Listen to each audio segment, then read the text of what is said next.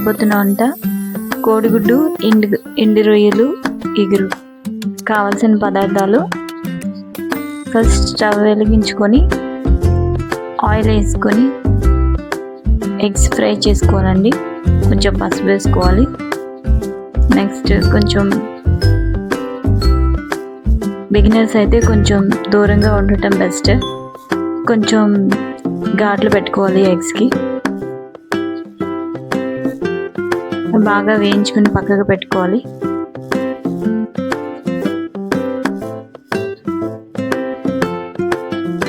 ఆ ఆయిల్లోనే కొంచెం ఆనియన్స్ వేసుకొని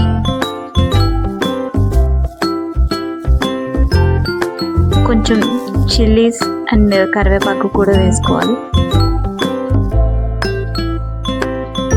ఆనియన్స్ వేపే దానిలోనే టేస్ట్ అంతా ఉంటుందండి. ఆనియన్స్ చక్కగా వేగిపోవాలి, గోల్డెన్ బ్రౌన్ కలర్లో వేగిపోవాలి.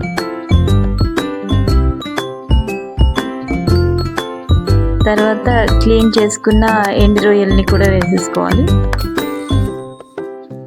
వాటిని కూడా ఒక 2-3 మినిట్స్ ఫ్రై కానివ్వాలండి.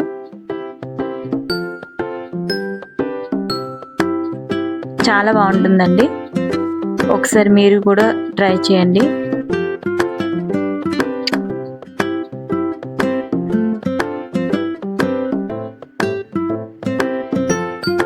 ఇది బాగా ఫ్రై అయినాక కొంచెం టమాటో గుజ్జు కూడా వేసుకోవాలండి. దాన్ని కూడా మంచిగా ఫ్రై చేసుకోవాలి. అది కూడా బాగా ఫ్రై అయ్యాక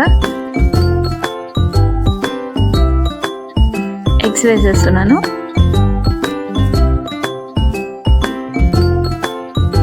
కొంచెం కారం, పసుపు ఆల్రెడీ స్టార్టింగ్ వేసాను కదా, పసుపు వేయటం లేదండి.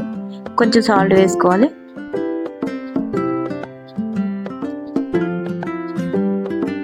కర్రీ ఎప్పుడైనా కొంచెం బాగా ఫ్రై అయితేనే టేస్ట్గా ఉంటుందండి.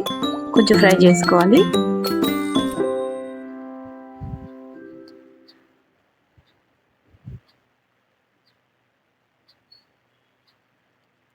ఇలా దగ్గరికి బాగా ఫ్రై చేసుకోవాలి. నెక్స్ట్ అందులో ఒక హాఫ్ స్పూన్ గరం మసాలా వేసుకుంటున్నాను.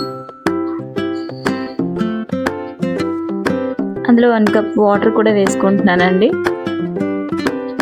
దీన్ని బాగా కలపాలి. దీన్ని బాగా కలిపేసుకుందాం.